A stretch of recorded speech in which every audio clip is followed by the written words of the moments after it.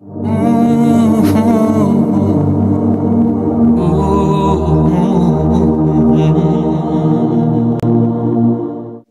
আসার সাথে সাথে সাধারণত জ্বর, সর্দি, কাশি বেড়ে যায়।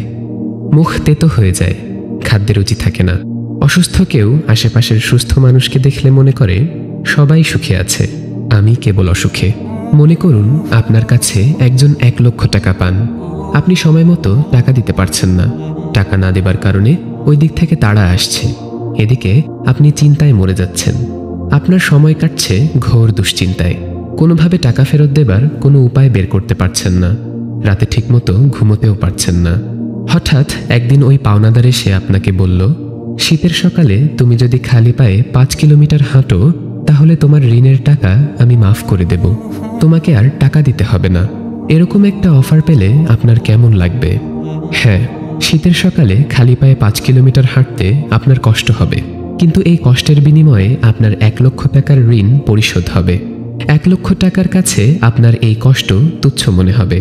স্বাভাবিকভাবেই আপনি সেই প্রস্তাব মেনে নেবেন সন্তুষ্ট চিত্তে, কারণ কষ্টের মাধ্যমে যে স্বস্তি পাবেন সেই স্বস্তি আপনার কষ্ট ভুলিয়ে দেবে। আমাদের যখন রোগ হয়, আমরা যখন অসুস্থ হই, তখন কেউ যদি আমাদেরকে এরকম আকর্ষণীয় কোনো অফার দেয়, সেই অফার পেলেও তো আমাদের রোগের শোক ভুলে যাবার কথা, অসুখকে কল্যাণকর মনে করার কথা।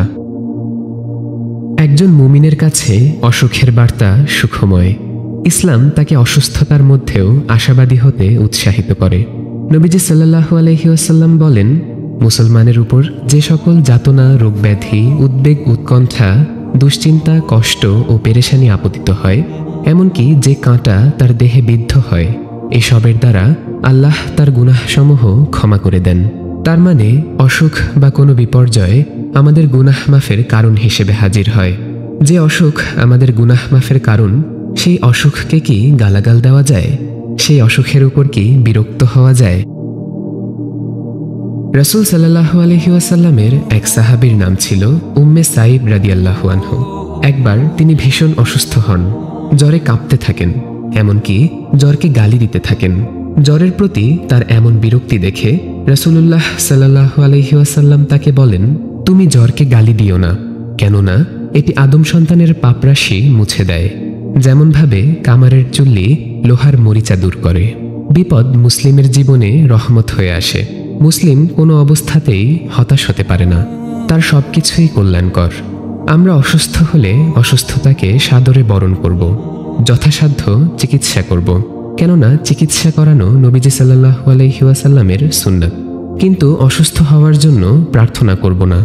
আমরা অনেকেই আল্লাহ সুবহানাহু ওয়া তাআলার ক্ষমার মহৎ গুণ নিয়ে সংশয়ে ভুগি।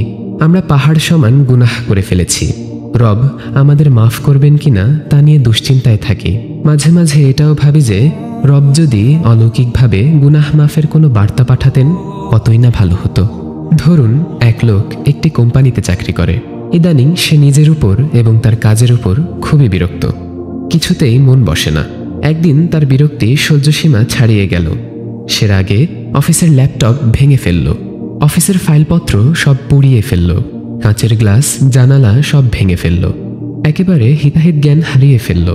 কিছুক্ষণ পর যখন স্বাভাবিক হলো তখন বলল, এ আমি কি করলাম? অথচ ততক্ষণে যা হওয়ার তা হয়ে গেছে। সে চুপিসারে বাসায় চলে আসলো, মনে মনে চিন্তা করছে তার কি শাস্তি হতে পারে।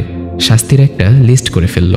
চাকরি চলে যাবে, 5-10 লাখ টাকা জরিমানা দিতে হবে, আবার জেলেও যেতে হতে পারে। কিছুদিন পর পরিবার নিয়ে পথে বসবে। সে অপেক্ষা করছে পুলিশ এসে তাকে হাতকড়া পরাবে। সে শুধু অফিসের বসের অবাধ্যই হয়নি, বিশৃঙ্খলা করেছে, তার তো এখন উচিত শিক্ষা হবে। তখনই দরজায় একজন কড়া নাড়ল। সে নিশ্চিত যে দরজা খুলে দেখবে পুলিশ দাঁড়িয়ে আছে। ধীর পায়ে দরজা খুলতে গেল। ঘামে তার পুরো শরীর ভিজে গেছে। দরজা খুলে দেখল অফিসের পিয়ন এসেছে।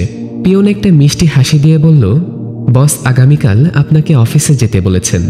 আপনি যা করেছেন তা তিনি মাফ করে দিবেন, শুধু একবার সরি বললেই হবে। লোকটি নিজের কানকে বিশ্বাস করতে পারছে না। পিয়ন এসব কি বলছে? নাকি সে স্বপ্ন দেখছে? তার কি হ্যালুসিনেশন হচ্ছে? শরীরে একটা চিমটি কেটে দেখল সব ঠিক আছে। তার সামনে পিয়ন দাঁড়িয়ে আছে। পিয়নের কথার প্রমাণস্বরূপ বস একটি চিঠি পাঠিয়েছেন। চিঠিতে কোম্পানির সিলমোহর এবং বসের স্বাক্ষর রয়েছে।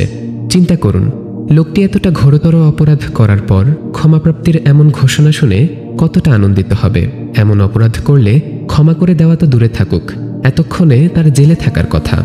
সেখানে তার চাকরিও আছে, কোনো ক্ষতিপূরণও দিতে হচ্ছে না, জেলেও যেতে হচ্ছে না, আবার ক্ষমাও পেয়ে যাচ্ছে।